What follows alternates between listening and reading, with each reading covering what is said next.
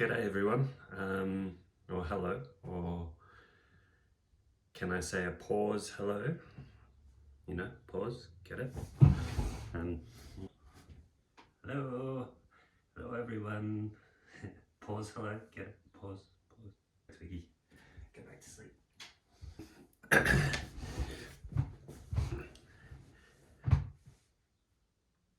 This is Twig, and I'm a dad, Twiggy Daddy. I guess the aim of this channel and what I want it to be is just a little bit about our small family life, really, and some things I've learned along the way. And one of those things I thought I'd talk about today is 5 things I learned changing careers. So just a quick backstory, I have had a fair few careers, or just before that. You might notice Twiggy is in a blanket. It's quite cold here in Tassie. It's currently 11 o'clock in the morning. The sun is coming through, which is quite nice in the back. You know, I think she just likes to be a bit snuggly at times.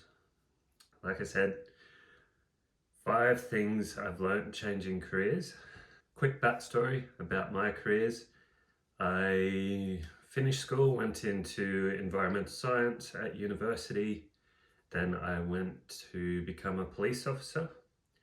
After becoming a police officer, I went into architecture, back to uni, studied for 7 years, got my bachelor and master's, and I've got roughly 10 years experience in architecture. From there I went into horticulture and community work, studying a diploma in horticulture. I'm about 5 years into that area, but today I just thought, I'd talk about the 5 things I've learned changing careers, and hopefully this finds a point of similarity with what you guys may have gone through, or it can help with what you guys are going through now. Would love feedback, comments, please. That would all be great. So, first thing, what you do on a day-to-day basis and how you do it really matters. I think I'll focus in on my experience through architecture. Day to day, I was finding myself, one, I was in a new city in Sydney. 2, I was working in an office. So working in an office came working in front of a computer, and I was doing this 8+ hours a day, working a bit of overtime. That was the industry. I just started to see my body, my mind start to suffer a little bit. And that's because I value being outside, being in nature. And while I don't mind doing work in front of a computer, I still very much like to be balanced with engaging my body more. A few signs start to show up. I was excessively sweating in the office from stress, from anxiety, from the environment I feel, and it just wasn't too pleasant. Being in Sydney, it gets quite hot and humid. Have to be in corporate wear, in an office, starting to sweat, and it's just not a great feeling being around people in that environment. Not a huge issue outdoors, don't do that anymore. It sort of comes with activating my body rather than my body stressing out. So that was a huge thing for me. As well as, I've figured out that helping people, or what I want to achieve through my career, is helping people, and that's been a bit of a common thread in all my career changes. And when I was a cop or a police officer, that was a huge motive of mine. Don't get me wrong, I think that police do it on a day-to-day basis. They do it brilliantly. However, I just don't think that resonated with the way that I wanted to help people. For instance, there was a young guy that I arrested. We then took him into court. And while we're there, it was a completely new experience for me, being a probationary constable, just getting out of the college. He was showing me what to do because he had been through that process so many times. So I thought, this isn't helping you, and I don't think this is a spot where I can help you stop this cycle that you're in. So I think that was an example of what I was doing on a day-to-day. Really, you know, I didn't really see it, how do I say it? I really didn't see it as the way that I could be best spending my time in order to achieve what I wanted to do in life through my career. When we got Twiggy, I realized I wanted to work or be able to have her with me on a day-to-day basis. That became a huge thing in picking out what I wanted to do. I positioned myself in a role where I could actually bring her to work, and that was at the community nursery I worked at. Now I've been able to take her with me to work. As well as that, I think what's helped, she's become a therapy dog.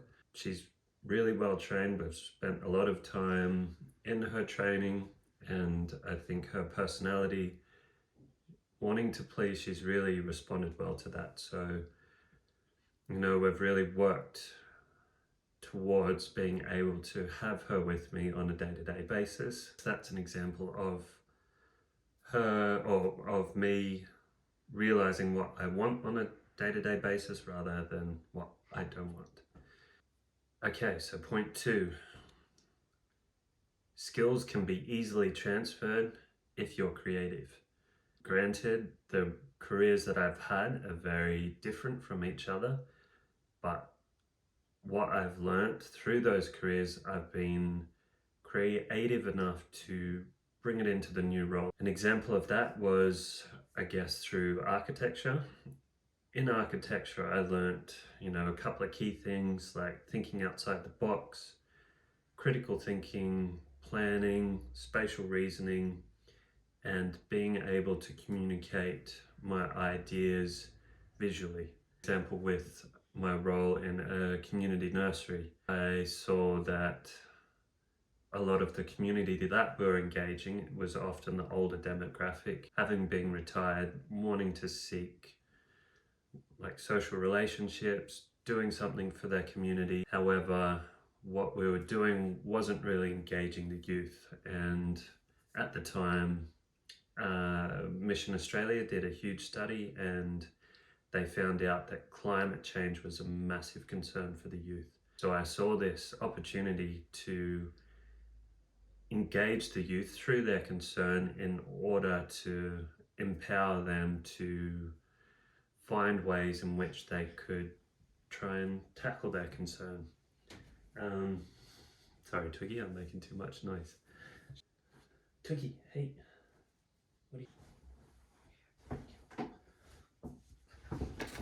So yeah, I was looking at bringing ways of engaging the youth, like through food, through events, through music.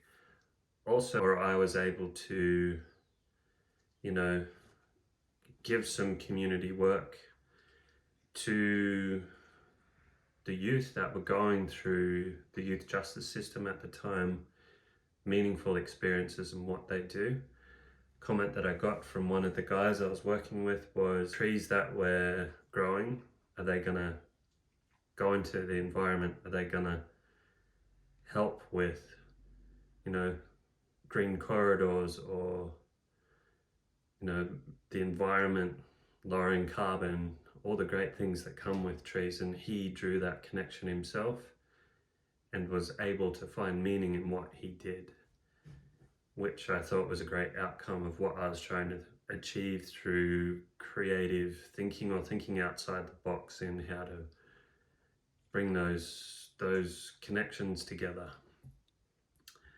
I think through police work and even in horticulture, processes are a really big thing, and it's something that I love. It gives me, well, I love thinking, you know, more broadly, creativity,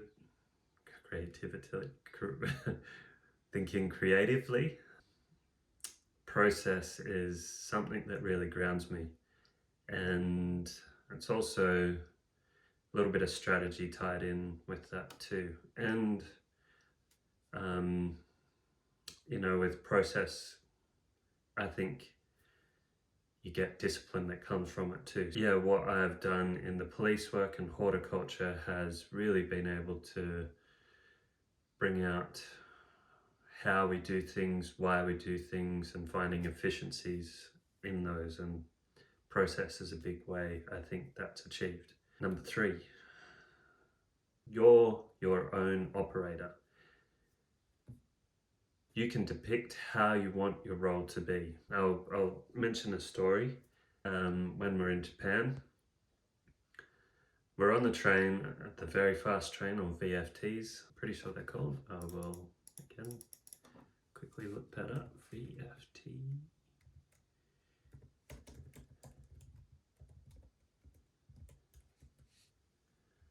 Shinkansen, they're called. So when we were on the Shinkansen, we had a guy who was checking tickets. He came into the carriage from the front. When he was in the doorway, he bowed to us, greeted us all, and he went about checking the tickets. His uniform was immaculate. You could see he did or put a lot of pride into his appearance, and he almost looked like someone from the military, how tidy his uniform was. And he had this really cool hat. Well, I thought it was really cool. And when he went about checking the tickets, you could see him bringing out his ticket checker. He was hole puncher, should I say. So he whipped it out, did a few holes super quick, then put it back in his pocket, smiled and bowed to the person he was giving it back to. And I thought, wow, this guy puts a lot of pride in what he does. Really resonated with me at the time. And I thought, geez, if I could do this in the roles that I was in, I think I could get a great sense of achievement in what I'm doing. So I think I've applied that principle into everything that I've done. And once I've gotten to a point where I'm in a good, I'll say hum, like I'm humming, knowing what's expected of me in that role, and I think I'm achieving it quite well. I still like growth and realizing how I perform my role, and then realizing what I can do in my role, and maybe looking for growth, changes, how it could be done differently, how it could be done better, how it could be done with more efficiencies. And I just think that there's a chance for you to shape your role and what you do, and combining with this, I've been able to bring in what I enjoy and how it can benefit the organization. And I really don't think that, management or your bosses or who you work for would be opposing this kind of growth and these kinds of ideas. If anything, I think it could really, show your enthusiasm for the role. And I just don't think any management or bosses would, look down on that. So number 4, everything will be okay. So this thought came with me,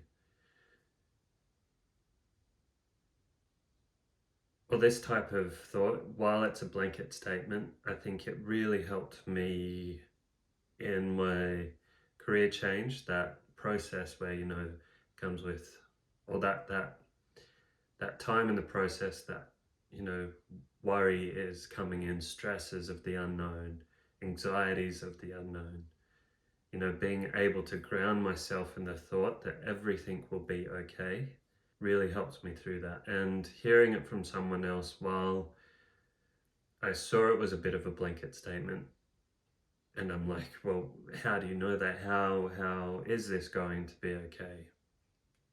It still made me feel good in a sense that, okay, maybe everything will be.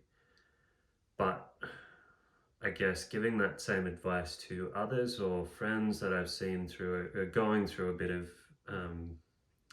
this stage in their life, I realized too that no, I really believe that it will be okay, because I think I trust in your abilities to make it okay. So I'm saying that to you in that, you know, you're at this stage in your career or your life that you're realizing things might not be sitting well, you want change, you want growth, and there's a bit of a burn or a desire or just this gut feeling that you want this change, you want something different in life. So writing that feeling into what you will do next, I think you'll do what's in your power to make it okay.